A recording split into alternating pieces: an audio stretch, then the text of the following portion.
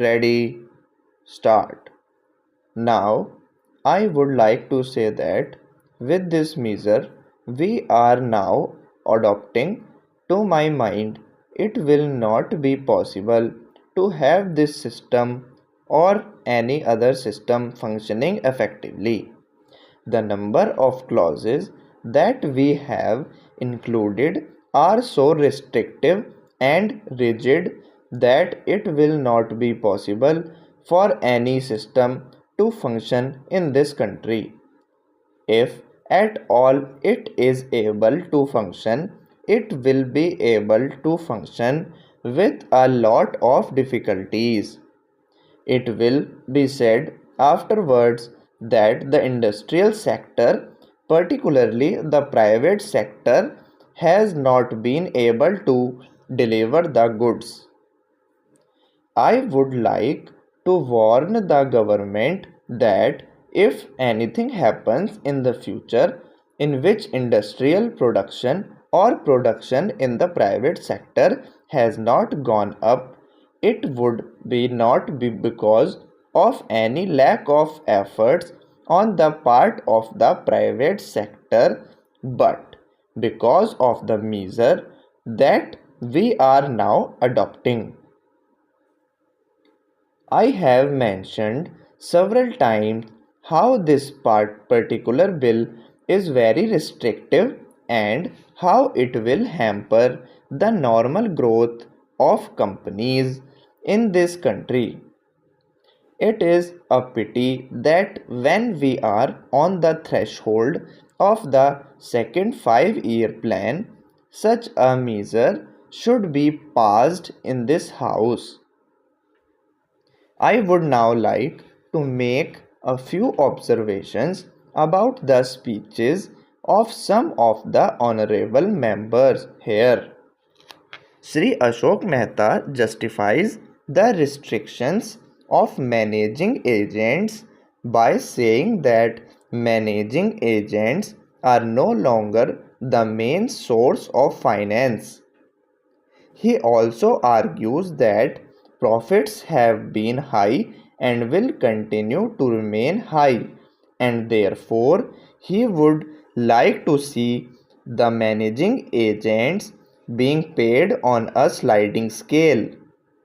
He is in the habit of referring to a number of books and making quotations from a number of them published in America or in other countries, and particularly by some of the professors.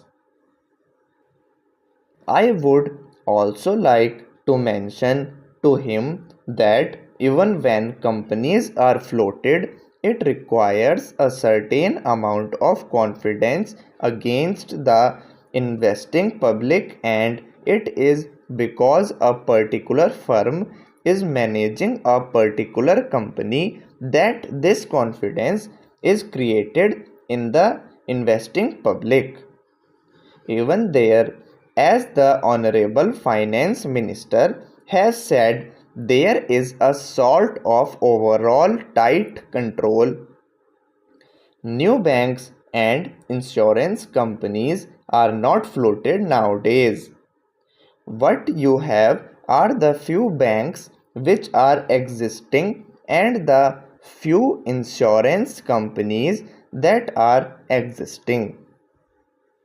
The other point is that the credit worthiness of the managing agency firm does count to a certain extent in getting credit from the banks and other financial institutions.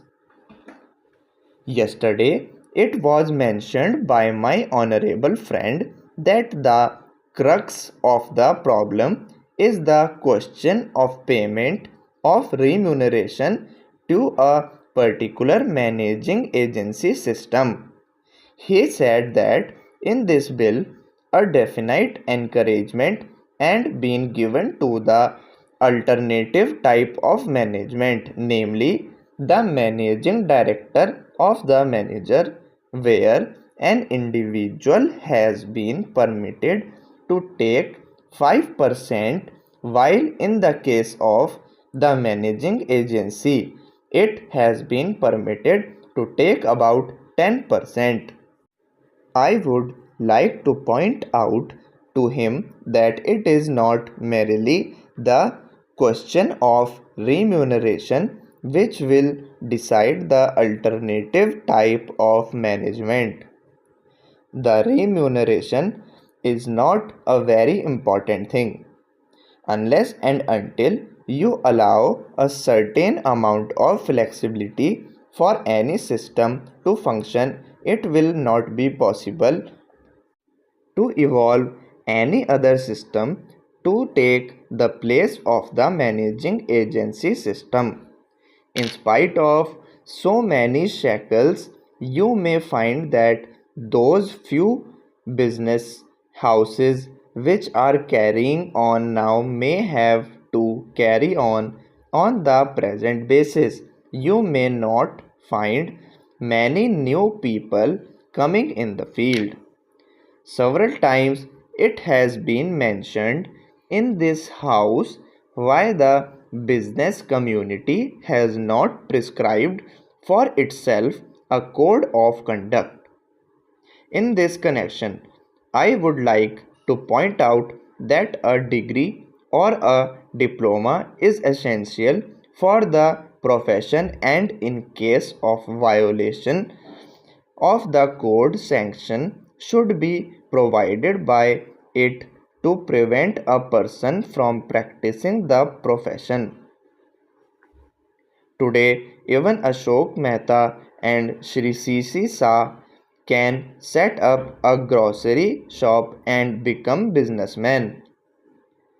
Nobody lays down any condition for starting business, and nobody can prevent others from continuing it. But I would like to point out that with regard to the code of conduct, there is a certain amount of ethics, and there are certain standards and traditions on which business houses function.